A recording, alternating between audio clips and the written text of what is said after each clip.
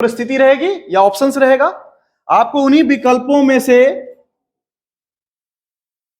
क्या करना होगा, अवेलेबल बेस्ट, क्योंकि राइट डिसीजन होता, राइट डिसीजन एब्सोल्यूट नहीं होता, वो क्या होता है, रिलेटिव होता है कि उस तत्कालीन वक्त में आपने क्या किया। अब जैसे अचानक देखिए करिए वहां से देखिए जैसे सांप है, तो अब यहां पे आपके पास क्या कर सकते हैं, है ना, कि आपके पास डंडा नहीं है, आपके पास भाला नहीं है, आप क्या कर सकते हैं, तो आपको भागने का एक ऑप्शन है ना, या उसको मारने का ऑप्शन है ना, या किसी को आप निकल नहीं पा रहे हो तो बुलाने का ऑप्शन है, कॉल करके बुला लो किसी को, तो बहुत सारे ऑप्शन है। लेकिन एट द टाइम आप जो सबसे अवेलेबल ऑप्शन है उसका चुनाव करना ही क्या होता है, रीजनिंग होता है।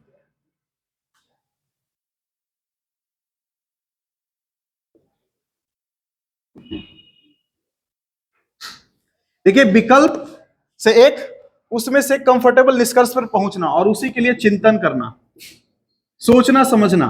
इसमें देखिए ये इसलिए मैं इतना डिटेल में जा रहा हूं क्योंकि अभी जो आप पढ़ रहे हैं इसमें सर इसका क्या जिक्र है, लेकिन जब आप नेट जेआरएफ का पढ़ेंगे उसमें बहुत ज्यादा कंफ्यूजन क्रिएट करता है कि कौन सा रीजनिंग है, डिडक्टिव रीजनिंग किसे कहते हैं, एनालिटिकल किसको कहते हैं। तो मैं नहीं चाहता कि आपका ये दिक्कत हो, आपका फाउंडेशन मजबूत हो। देखिए सीधा सीधा आपने आपके प्रैक्टिकल लाइफ में क्या होता है कि आपको भी डिसीजन लेना होता है, सीधा सीधा कौन सा बुक से पढ़े। बुक तो बहुत सारा है अवेलेबल, आर्या है, अरिहंत है, इंडिया प्लस है, किरण है ना, ठीक है। अब उसके बाद आप उस विकल्पों को आप क्या करते हैं, उसमें से प्रोसेसिंग करते हैं, आपका अपना एक्सपीरियंस और दूसरों का एक्सपीरियंस इंक्लूड करते हैं, थिंकिंग करते हैं, है ना, और उन सारे चीजों के बाद एक निष्कर्ष निकलते हैं कि मुझे ये बुक पढ़नी चाहिए। यही होता है ना रीजनिंग में। चलिए, तो एक्चुअली इसमें क्या है कि दो पार्ट है। ये तो थिंकिंग प्रोसेस आपका जो नॉलेज है उस पे निर्भर करता है, या आपके स्वयं के नॉलेज पे निर्भर करता ही है, क्योंकि आपके पास नहीं रहता तो आप सर से पूछने जाते हो जी, तो सर के पास जाते हो ना कि सर क्या पढ़ें, तो आप उनसे जो एक्सपीरियंस ले रहे हो उससे क्या मिल रहा है, आपको नॉलेज मिल रहा है ना। ये तराजू तो आपका नॉलेज ही होगा, लेकिन इसके पीछे जो है आप क्या करते हो, हाइपोथेसिस क्रिएट करते हो। उस नॉलेज के बेस पे आप क्या करते हो, एक हाइपोथेसिस क्रिएट करते हो। हाइपोथेसिस क्या होता है, संभावित परिकल्पना भी बोलते हैं, या संभावित रिजल्ट या अनुमान बोलते हैं, या निष्कर्ष बोलते हैं, संभावित निष्कर्ष बोलते हैं। जैसे, और इसी को आप क्या करते हो, वेरीफाई करते हो, और उसके बाद आप यस या नो करते हो। मान लीजिए आपने दो चार लोगों से सुना कि अरे अरिहंत अच्छा है, इंडिया प्लस अच्छा है, इंटरव्यू सुना है ना, आपने ये सुन लिया। हाइपोथेसिस आपके मन में क्या हो गई कि इंडिया प्लस पढ़ लेंगे तो हो जाएगा। उसको आप वेरीफाई करते हो कि नहीं करते हो, जाके आप जाते हो तो किसी, है ना, किसी सीनियर से मिलते हो, या किसी क्वालिफायर से मिलते हो, या किसी टीचर से मिलकर वेरीफाई करते हो आप कि ये इंडिया प्लस पढ़ लेंगे तो क्या निकल जाएगा। तो आपको जो, और दूसरी बात, या तो आप दूसरे से पूछते हो या तो खुद देखते हो कि हमने इंडिया प्लस पढ़ा पूरा और क्वेश्चंस बन नहीं रहे हैं, तो आपका एक डिसीजन आएगा ना कि सिर्फ इंडिया प्लस काम नहीं करेगा। तो यही सारी चीजों को क्या है, यानी यहां तीन पार्ट है डिसीजन मेकिंग में कभी भी। तो पहला आपका हाइपोथेसिस मानना और उसको वेरीफाई करना। अभी देखिए सीधा सीधा ये तो हो गया बड़ी बड़ी बात है। छोटी बात क्या है कि अगर मान लीजिए ए के बाद सी है, सी के बाद ई है, और पूछ दिया आगे क्या होगा, तो देखते ही आपको क्या होगा, परिस्थितियों को देखते हुए एक हाइपोथेसिस क्रिएट करते हैं, ठीक, कि आपके पास एक हाइपोथेसिस आया ना कि ये अल्फाबेट का अल्टरनेटिव ऑर्डर है, तो आप उसको वेरीफाई करते हो, वेरीफाई करते हो ना कि अच्छा क्रॉस चेक करते देखते हैं कि अच्छा ए के बाद यहां बी आना चाहिए तब के बाद सी आया, यानी यहां सी के बाद डी आना था तब यानी जी आया, यानी आप ये दोनों क्या मिल रहा है, इसको, इस हाइपोथेसिस जो आप मान रहे हो उसको वेरीफाई करने में मदद कर रहा है, सपोर्ट कर दे रहा है, यस ये होना चाहिए। यही तो है रीजनिंग। खैर, तो इसी रीजनिंग को पढ़ेंगे क्योंकि यहां सबसे ज्यादा कंफ्यूजन होता है टाइप्स में। अब बताइए टाइप्स ऑफ रीजनिंग। हमने पहले ही क्लास में इससे पहले डिस्कस किया था कि जब भी कोई क्लास की बात हो, डिस्ट्रीब्यूशन की बात हो, आपको पूछना है किस आधार पे, है ना, किस क्लासिफ, इसीलिए हम कंफ्यूज जाते हैं। अगर कहीं लिख दिया इंडक्टिव डिडक्टिव और कहीं लिख दिया वर्बल और नॉन वर्बल तो कंफ्यूज। अब किसको जोड़ें कि कौन डिडक्टिव है कौन वर्बल है। तो इसलिए जब भी कोई क्लासिफिकेशन हो तो हमें यह ध्यान रखना है कि वो कौन से आधार पे, किस बेस पे डिस्ट्रीब्यूट किया गया है। तो सबसे पहले अगर हम मीडियम बेस्ड करें, माध्यम कि जो हमें रीजनिंग सॉल्व करना है वो किस माध्यम से है, तो मीडियम बेस्ड करेंगे तो दो भाग हो जाएगा, वर्बल एंड नॉन वर्बल। चलिए लिख लीजिएगा कि वर्बल एंड नॉन वर्बल। चलिए अगर हमें लॉजिक बेस्ड करना होगा, आर्गुमेंट बेस्ड, आर्गुमेंट बेस्ड अगर हमें रीजनिंग को डिफाइन डिस्ट्रीब्यूट करना होगा तो कितने हो जाएंगे, 3, डिडक्टिव, इंडक्टिव और अबडक्टिव। डिडक्टिव, इंडक्टिव और एक जो तीसरा है वो है अबडक्टिव।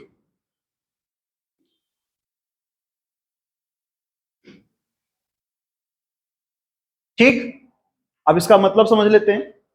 देखिए मीडियम का मतलब किस माध्यम से, तो अगर आपको भाषाई आधार पे, भाषा के माध्यम से आपको रीजनिंग को सॉल्व करना है, उसको समझ के आपको सॉल्व करना है तो वो वर्बल हो जाता है पूरी तरह से। लैंग्वेज बेस्ड, ये क्या है, लैंग्वेज बेस्ड है, क्योंकि इसमें आपको लैंग्वेज की समझ जरूरी है कि का लगेगा कि की लगेगा, पुलिंग होना चाहिए कि स्त्रीलिंग होना चाहिए, ये भी आपको वहां पे इनबिल्ट होता है कि आप भाषा को जब तक नहीं समझ रहे हैं तब तक आप नहीं बता सकते कि इसका सही उत्तर क्या होना चाहिए, है ना। चाहे वो इंग्लिश हो चाहे हिंदी हो, आपको भाषा पे कमांड होना चाहिए। दूसरा जो है नॉन वर्बल, देखिए कहा जाता है कि एक व्यक्ति का शब्द के साथ साथ उसके जेस्चर, है ना, भाव भी बहुत कुछ व्यक्त करता है। पीके मूवी में देखे, अच्छा ही कितने मीनिंग देता है, अच्छा, है ना, अच्छा ठीक है। तो अच्छा शब्द तो सेम है लेकिन उसके टोन, है ना, उसकी प्रोनाउंसिएशन, क्या जो मैनर है वो अलग अलग मीनिंग एक्सप्रेस करता है। तो कई बार व्यक्ति को उसके हाव भाव से समझ में आ जाता है कि क्या आदमी सोच रहा है, क्या इसका निष्कर्ष निकलना है ना। जैसे अगर कोई मान लीजिए किसी टीचर के पास गए और पूछे कि ये बता दीजिए, तो होता है ना कि आप ठीक है हम बता देंगे, ठीक है, अब बोल तो रहे हैं कि बता देंगे लेकिन उनके व्यवहार से क्या लगा, मन नहीं है, ये शायद बताएं, है ना। तो ये चीज भी आपको क्या करनी है, निष्कर्ष तो निकालना है ना कि ये नहीं बताने वाले, अब अगली बार जाने का कोई फायदा नहीं है। तो ये नॉन वर्बल में आ जाता है। अब बताइए इससे संबंधित जो सवाल आएंगे क्या आएंगे, तो वर्बल में जो आएंगे उसमें आपको जैसे डिकोडिंग, वो सारी चीज इसमें भी हो सकती है, इसमें हो सकती है, हो सकता है कि पैटर्न इसमें भी हो, डिकोडिंग इसमें भी हो, लेकिन इसमें क्या होगा, चित्र का हो जाएगा, उसमें लैंग्वेज का हो जाएगा कि आपको पता हो कि अल्फाबेट का कौन सा टर्म है, तो अल्फाबेट का नॉलेज यूज हो रहा है यानी वर्बल, और जहां चित्र का, सिंबल का, फिगर का ये सब हो रहा है इस्तेमाल, तो फिर क्या हो गया, ये नॉन वर्बल हो गया। इसमें आप कोई डाउट, जैसे इसमें देखिए अक्सर सवाल एफकैट में बहुत ज्यादा पूछता है डिफेंस वालों में, क्योंकि डिफेंस वालों को साइन और सिंबल का बड़ा ध्यान रखना चाहिए, है ना। वो एरोप्लेन को देखने से पहले ही देख देते कि कहाँ का है और कौन सा ये शांति वाला है। एयरफोर्स में एनसीसी में थोड़ी बहुत ट्रेनिंग दी जाती थी कि आपको थोड़ी पता होगा कि ये फाइटर है, इसकी रेंज क्या है। आपने एक मूवी भी देखी होगी शायद, टैंगो चार्ली, उसमें अजय देवगन क्या करता है, शीशे के टुकड़े से पीछे देखता है कि उसके पास कौन सी बंदूक है और उसकी क्या रेंज है। तो ये सारी टेक्निक की आपको ट्रेनिंग दी जाती है।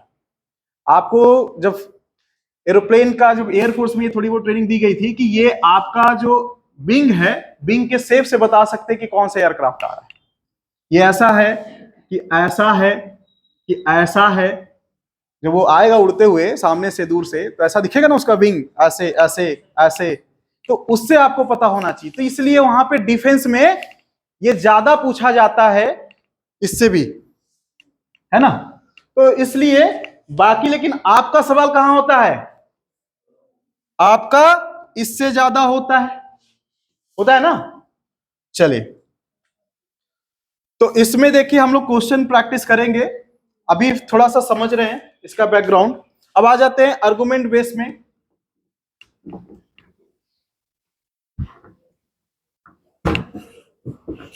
आर्गुमेंट में क्या है, डिडक्टिव, इंडक्टिव और अबडक्टिव। बताइए डिडक्टिव का मतलब,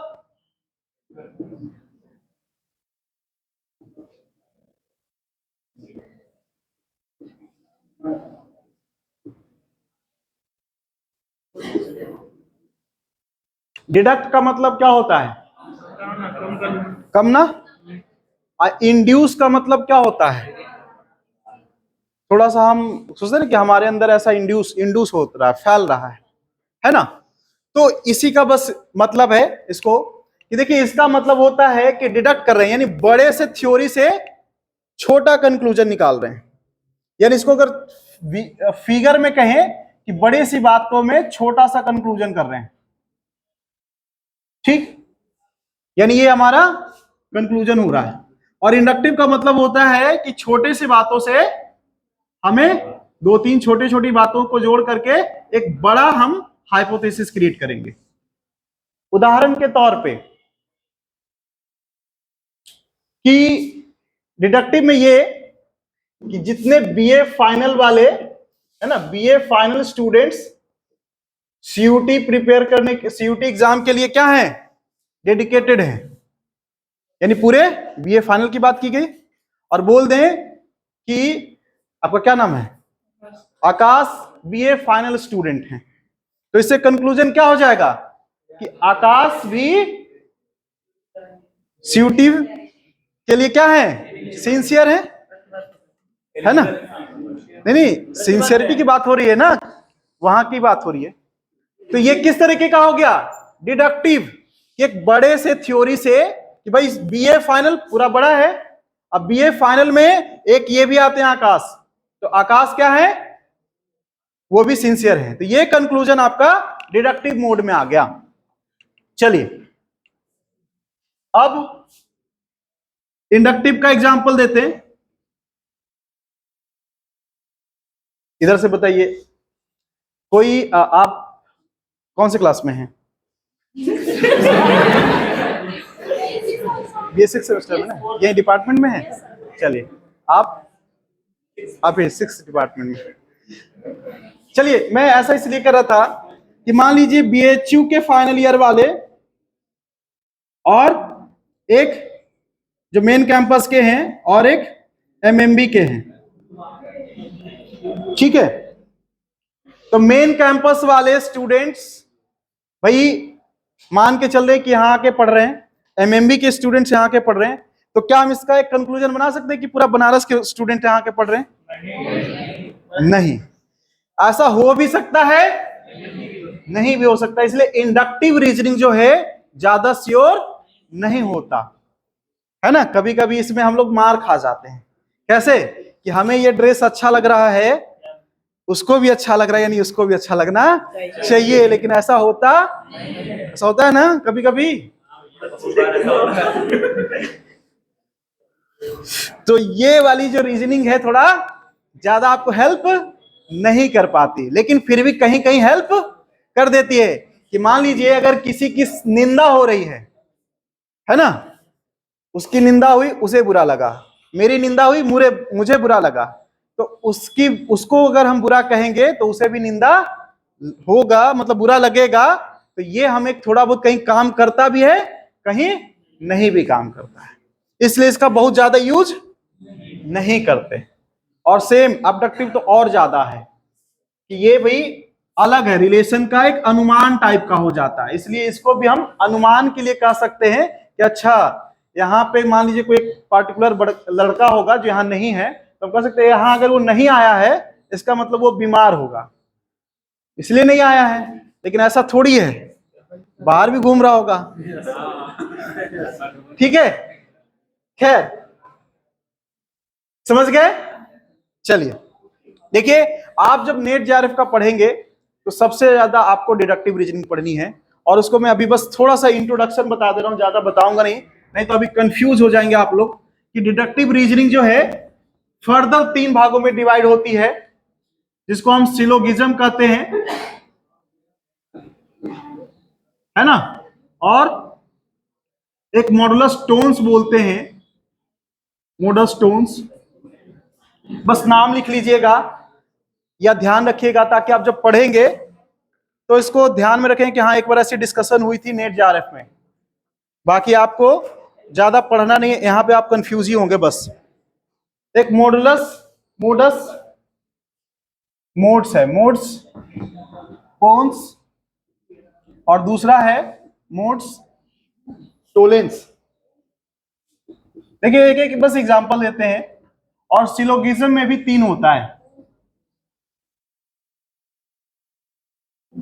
3 लिख लीजिए, और सिलोगिज्म में भी 3 होता है, ये बस लिख लीजिए ताकि आप जब भी पढ़ेंगे तो आपको पता हो कि यही पूरा टोटल नेट जेआरएफ में भी अगर पढ़ना है कॉम्प्लेक्स टू कॉम्प्लेक्स तो इतना से ज्यादा नहीं पढ़ना है। सिलोगिज्म में भी 3 होता है, एक होता है आपका कंडीशनल, दूसरा होता है कैटेगरियल, और तीसरा होता है डिसजंक्टिव। इसको मैं यहां लिख देता हूं, यानी सिलोगिज्म के जो भी 3 होते हैं, ये पहला कंडीशनल,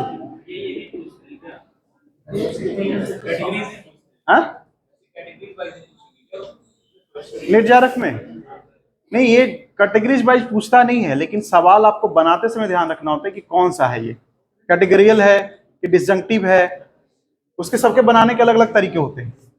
तो कंडीशनल है आपका, एक कैटेगरियल है और एक डिसजंक्टिव है। देखिए बस थोड़ा सा समझ लीजिएगा ताकि आप जब भी सेल्फ स्टडी कर रहे होंगे तो आपको समझ में आ जाएगा। कैसे? देखिए डिडक्टिव जो हमारा है वो मेन हो जाता है, डिडक्टिव जो अनुमान है, रीजनिंग है, वो मेन है, क्योंकि हम बड़े से छोटे पे आ रहे हैं तो इसका निष्कर्ष ज्यादा सही होने के चांसेस होते हैं, इसलिए ये ज्यादा यूज होता है। और इसके भी फर्दर 3 है, सिलोगिज्म, मोड्स पोन्स और मोड्स टोलेंस, ये 3 तरह की कैटेगरी होती है।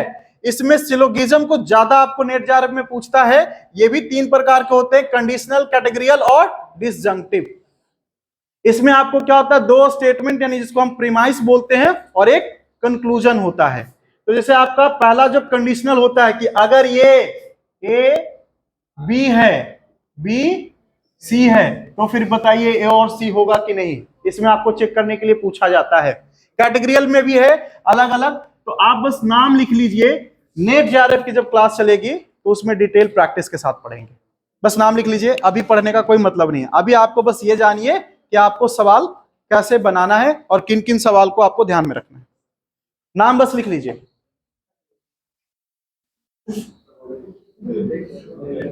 हो गया ना? चलिए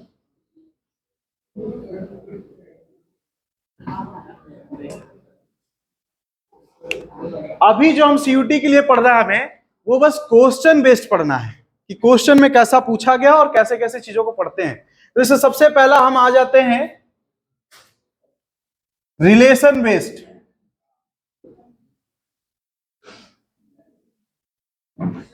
देखिए रिलेशन बेस्ड में कुछ चीजें जो हमें ध्यान रखनी चाहिए रिलेशन बेस्ड बनाने के लिए, वो क्या? देखिए आप वहां एक जेंडर होता है, एक हायरार्की होती है कि नहीं?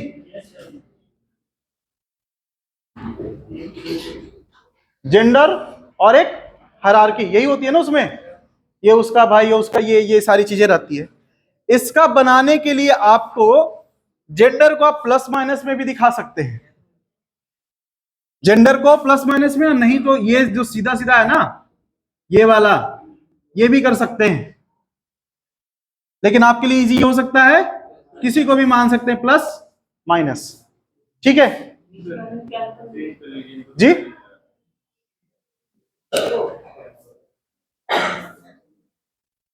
देखिए, और दूसरा हायरार्की जब बनाते समय यहां पे क्या होगा कि आपको थोड़ा सा फ्लो चार्ट का हेल्प लेना पड़ेगा। जैसे मान लीजिए अगर एक उसमें था ना कि एक मोहन लड़का है जो एक किसी को बताता है कि ये जो है हमारे दादी की, अब दादी कहेगा, माँ कहेगा या बेटी कहेगा, तीन ही हायरार्की होती है मेनली। एक तो इसके लेवल का होगा कोई, तो इसके लेवल में बनाएंगे। इसके ऊपर होगा तो ऊपर होगा मम्मी पापा, चाचा चाची, सास ससुर, और उसके भी ऊपर होगा तो दादा दादी, नाना नानी, है ना। और इसके नीचे बेटा बेटी और पोता पोती। तो जब आप बना रहे होंगे तो आपको इसका ध्यान रखिएगा। जैसे अगर मान लीजिए ये सवाल पूछता है कि ये इसके एक कोई भी है, ये मोहन है, सोहन पॉइंट आउट करता है मोहन के बारे में, ठीक। अब उसके दादाजी हैं तो हमको कितना बनाना होगा? दादाजी अगर कह रहा है तो एक और फिर दूसरा बनाना होगा, ठीक है। क्योंकि जब किसी और से कोरिलेट करना हो तो पता चल जाए कि अच्छा ये जगह कहां खाली है, यहां खाली है, इसके बीच में फिट होगा। तो ये देखिए, ये प्रैक्टिस से होता है। ये बस टाइम बचाने के लिए आपको पता है कि आप कैसे, क्योंकि लिख तो सकते नहीं, भाई दादा दादी तो लिख नहीं सकते, ये इसका भाई होगा, ये इसका दादा होगा, ऐसा तो लिखेंगे नहीं। आपको बस एरो और फ्लो चार्ट के माध्यम से ही आप जल्दी से कंक्लूजन पे पहुंच सकते हैं। तो इसमें बस ये ध्यान रखने वाली बात है। बाकी मुझे लगता है रिलेशन तो सबको पता है, किसी किसी को नहीं भी पता है। इंग्लिश वाले जो होंगे उनको कंफ्यूजन होगा बार बार, है ना, कि आंटी का मतलब बुआ भी होता है और चाची भी मतलब होता है, मौसी भी होता है, क्या समझेगा वो? तो भैया अगर इंग्लिश वाले अगर ऐसे कंफ्यूजन में हैं तो क्लियरली वो हिंदी वाले रिलेशंस को समझ लें, नहीं तो उनको बार बार दिक्कत होगी। एक चीज जो यहां सबसे इंपॉर्टेंट है जिसमें बच्चे अक्सर गलती कर देते हैं वो ये है कि जो सवाल में पूछा जाता है, जैसे आपका जो पहला एप्टीट्यूड टेस्ट हुआ था उसमें पूछा गया था कि वो भाई है कि बहन है, तो किसके कॉन्टेक्स्ट में रिलेशन पूछ रहा है ये भी मैटर होता है। हम समझ के आते हैं कि अच्छा ये तो बहन लगेगी, लेकिन पूछ रहा है कि अगर ये मान लीजिए एक लड़का है और एक लड़की है, सवाल में ये पूछा गया, इसने सवाल शुरुआत इससे किया गया था, लेकिन अगर ऑप्शन पूछ रहा है कि ये बताइए कि ये इसका क्या लगेगा, तो रिलेशन चेंज हो जाएगा ना।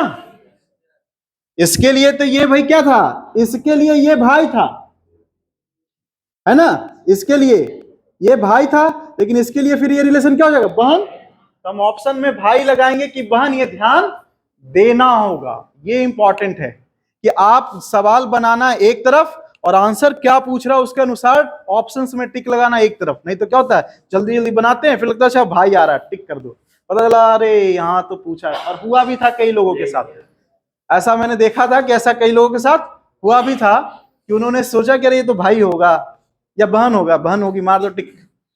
बाद में पूछ रहा था कि वहां पे वो उस लड़की के रेस्पेक्ट में क्या रिलेशन था।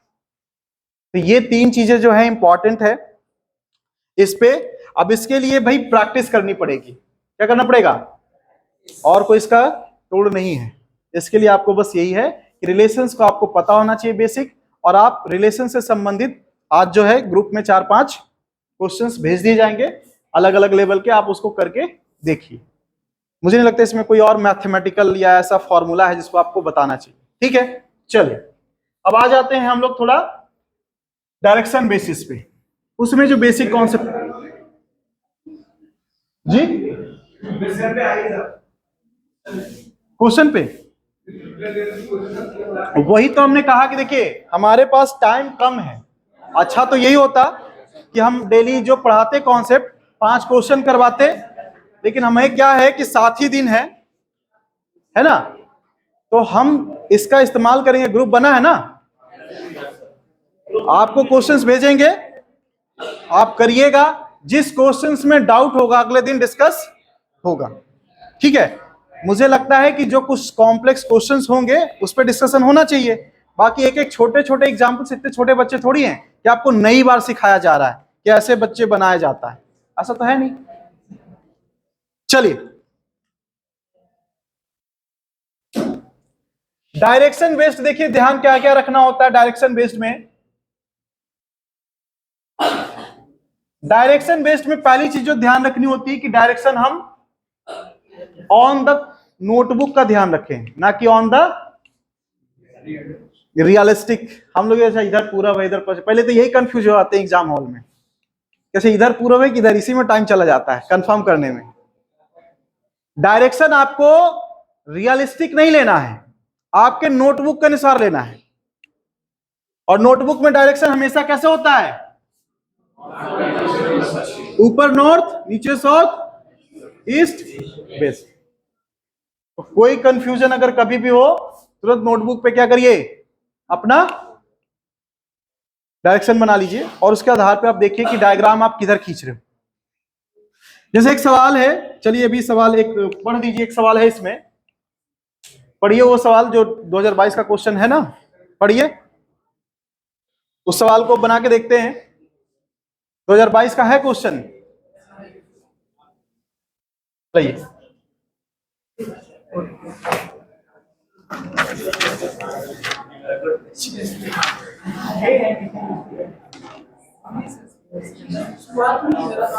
हाँ देखिए लिखा है कि एक आदमी उत्तर की ओर 6 किलोमीटर चलता है। देखिए अब 6 किलोमीटर चलता है तो आप यहाँ पे पॉइंट है, यहाँ पे खड़े हैं। अब 6 किलोमीटर उत्तर तो मतलब 6 किलोमीटर चल गए। दूसरी चीज ये ध्यान रखना है कि बच्चे कभी कभी क्या करते हैं कि 6 किलोमीटर कितना बना है और अगली बार बोला कि 2 किलोमीटर तो इतना हो गया। ये भी गलती कर देते हैं ना, बस वो डायरेक्शन का ध्यान रखते हैं कि 2 किलोमीटर इधर बोला है चल देते हैं। 2 किलोमीटर भाई लगना चाहिए 6 किलोमीटर के सामने 2 किलोमीटर ना। चलिए खैर तो ये ध्यान रखिएगा। उसके बाद वह बाईं ओर मुड़ता है और 4 किलोमीटर चलता है। अब देखिए जब भी जिस डायरेक्शन में होता है तो ये दाएं और बाएं बोल देता है, तो आपको थोड़ा वहां इमेजिन करना होगा कि अगर हम उत्तर की ओर चल रहे हैं तो हमारा दायां इधर होगा, बायां इधर होगा। तो यहाँ पे जैसे ही आप जहां पे आए वहां पॉइंट करेंगे तो आपको दिख जाएगा कि दायां बोल रहा है कि बायां, ठीक है। तो आपको फेस पे डिपेंड करता है। कई बार बच्चे सोचते हैं इधर खड़े होके बोला था भाई फेस किधर होगा, उत्तर की तरफ होगा ना, तब ना दायां इधर होगा। बच्चे घूम जाते हैं कि अच्छा दायां इधर तो इधर, घूमना नहीं। जब तक नहीं बोल रहा है कि आपको पहले मुड़ना है तब तक क्या है, जिस डायरेक्शन में आप जा रहे हैं उसी डायरेक्शन में फेस आपका होना चाहिए। तो देखिए सबसे पहले हुआ कि 6 किलोमीटर उत्तर में गया तो इसका फेस इधर है। उसके बाद बाईं ओर मुड़कर 4 किलोमीटर चलता है, तो बाईं ओर मुड़कर 4 किलोमीटर चलता है, इसका फेस किधर है, अभी इधर है। चलिए वो फिर से बाएं मुड़ता है, अब इधर चल रहा तो बाएं फिर इधर होगा, तो बाएं इधर मुड़ेगा, लेकिन कितना 6 किलोमीटर चलता है, तो फिर 6 किलोमीटर यहां पहुंचेगा ना। अभी फेस इसका किधर है, साउथ की ओर। अब वो दाहिने मुड़ता है। अब सोचिए ये इधर है, इसका दाहिने किधर होगा, इधर होगा, तो यानी दाहिने किधर जाएगा, इधर, लेकिन कितना, तो दाहिने जाता है मुड़ता और 6 किलोमीटर चलता है। 6 किलोमीटर फिर चलेगा, तो फिर से 6 किलोमीटर चलेगा। फेस किधर है, अब इधर। अब बोलता है कि वो अपने प्रस्थान बिंदु से कितनी दूर है और किस दिशा में। तो देखिए भैया यहां खड़ा था तो पहले डायरेक्शन दिख गया, किधर है, पश्चिम में है ना। और कितना हुआ, तो 4 यहां हुआ और 6 यहां, तो टोटल कितना। इससे भी बहुत ज्यादा सवाल क्वेश्चन मतलब इतना ही पूछेगा, इससे ज्यादा लेवल नहीं रखेगा। तो आपको बस ये ध्यान रखना है, इसमें गलती कभी कभी क्या कर देते हैं ना कि सही डायग्राम नहीं बन पाता है, उसी में गलती हो जाती है। नहीं तो सही डायग्राम आप बनाएंगे तो आपका सही होगा। ध्यान रखने वाली बात है कि डायरेक्शन का, दूसरा डिस्टेंस का, तीसरा फेस का, फेस टर्निंग का कि हम किधर मुड़ रहे हैं, और चौथा जो इनके बीच में होता है डायरेक्शन, एंगुलर डायरेक्शन जिसको बोलते हैं, कि भाई अगर मान लीजिए तो सीधा सीधा पश्चिम में है, लेकिन अगर ये इधर आ जाता तो इसको क्या बोलते हैं, कौन सा डायरेक्शन,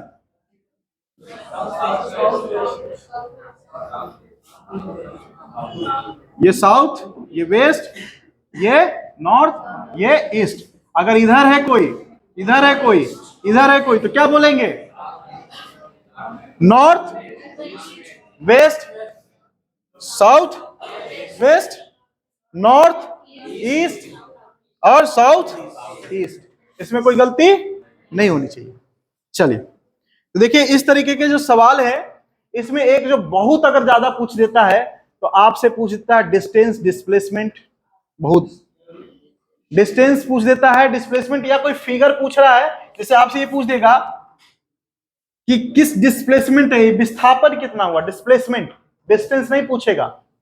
जैसे मान लीजिए एक व्यक्ति यहां पे चला, फिर यहां पहुंचा, फिर यहां पहुंच गया, 4 यहां चला, 6 यहां चला, और पूछ दिया कि वो अपने प्रारंभिक बिंदु से कितने दूर विस्थापित हुआ है। दूर नहीं पूछ रहा है, डिस्प्लेसमेंट पूछ रहा है, तो फिर क्या हो जाएगा? और इसको कौन से फॉर्मूले से?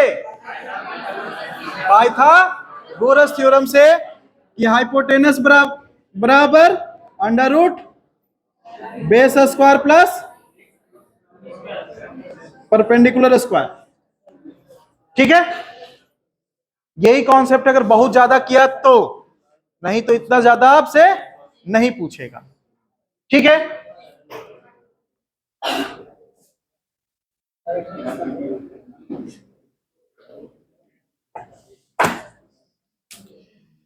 तो इसमें कोई और डाउट? मुझे नहीं लगता कि आप लोग को और डाउट रहेगा।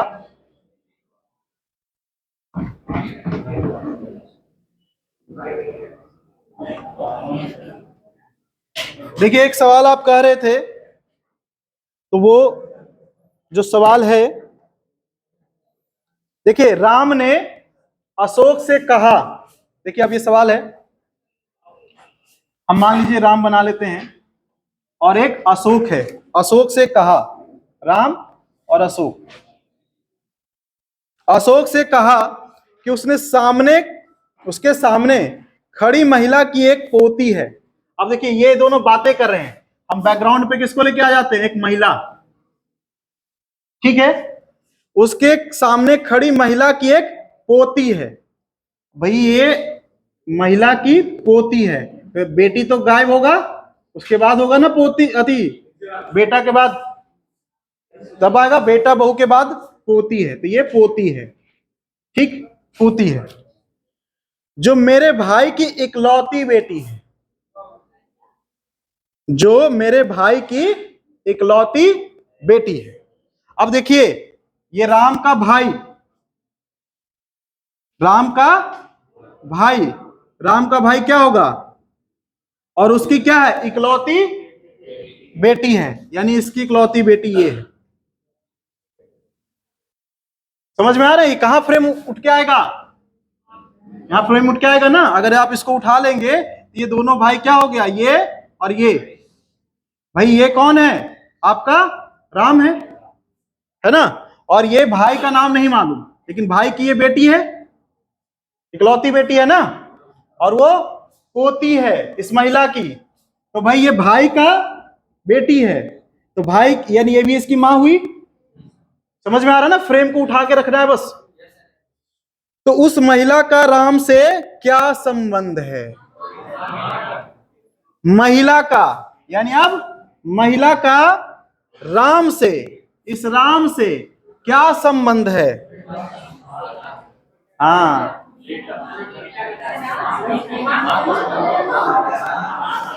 भाई देखिए कंफ्यूज मत होइए, ध्यान से सुनिए।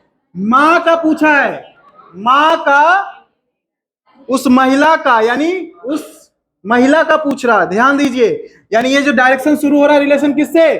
महिला से शुरू हो रहा है। तो महिला का रिलेशन राम से क्या है? तो मां का होगा ना जी। अगर ये पूछता कि राम का उस महिला से क्या संबंध है, तब नहीं होता। अभी बताया ना, इतनी जल्दी भूल जा रहे हैं आप लोग। समझ में आ रहा है कि नहीं? आपको ये ओरिजिन ध्यान रखना है कि पूछ क्या रहा है। देखिए अक्सर ये गलती हो जाती है। हेलो, ऐसे ऑलरेडी 2-3 मिनट बचे हैं। ये अक्सर गलती करते हैं कि किससे किसको पूछा जा रहा है, इसलिए मैंने अभी फिगर के साथ बता रहे हैं कि अगर महिला से पूछ रहा है तो रिलेशन कहां शुरू हो रहा है? जिससे पूछ रहा है उस डायरेक्शन को लेके आइए, महिला से राम का। तो ये मां हो जाएगा। लेकिन अगर पूछता कि उस राम का उस महिला से क्या संबंध है, तब ये रिलेशन होता मां का, सॉरी बेटा का। ठीक है, तो ऐसे ही आपको सॉल्व करना है। देखिए अब इसमें क्या हुआ कि गैप बनाने का फायदा क्या हुआ कि ये यहां पे फिट हो गया। ठीक है, तो यही है कि आप इसको विजुलाइज करके अपने जो भी चीजें हैं उसको जल्दी से आप कर सकते हैं। एक जो सीधा सीधा सवाल है जो आपके समझ को चेक कर रहा है वो ये है कि परिवहन निगम का बजट घाटे में है, निगम ने यात्रा के लिए टिकट दरों में वृद्धि का निर्णय लिया है। ये एक स्टेटमेंट है। अब उसका दो पूर्व धारणाएं, धारणाएं मतलब पहले से मान के चलना, ये बात को पहले ही से मान के चलने को हम क्या कहते हैं, धारणाएं कहते हैं, वो भी पूर्व धारणाएं। क्या ये मान की ये बात हो रही है, तो पहला यात्रा की दरें बहुत कम है, ये है। दूसरा, यदि यात्रा की दरों में वृद्धि नहीं की जाएगी तो घाटा पूरा नहीं हो सकता। तो यानी पहला वाला जो स्टेटमेंट हुआ है, यानी जो इंप्लीमेंट हुआ है, कि किन दो बातों को ध्यान में, यानी जो दो बात दी है उनमें से कौन निम्नलिखित में से सही बातों को मानते हुए ये काम किया गया है। यानी पूर्व धारणा मतलब पहले ही। तो आप बताइए कौन सा सही है, बी, क्योंकि पहला यात्रा की दरें बहुत कम है, यह स्पष्ट नहीं हो रहा है, हो सकता पहले से बहुत ज्यादा हो फिर बढ़ाने की बात हो रही हो। तो देखिए ये इंप्लीकेशन, इसको हम पढ़ेंगे जब, तो इसी को कैटेगरियल में ही आता है इम्प्लीकेटिव रीजनिंग, जिसमें कि इसका शाब्दिक अर्थ, उसमें निहित अर्थ पता होता है। तो ये आप जब आगे पढ़ेंगे तो थोड़ा बहुत इसके लिए डिस्कशन करेंगे। तो अब इसका जो है कल इस पे क्वेश्चंस करेंगे बस, ठीक है। और मैथमेटिकल के लिए पढ़ के आइएगा, कुछ मैथमेटिकल भी जिक्र करेंगे, ठीक है। आज की क्लास यहीं पे समाप्त होती है।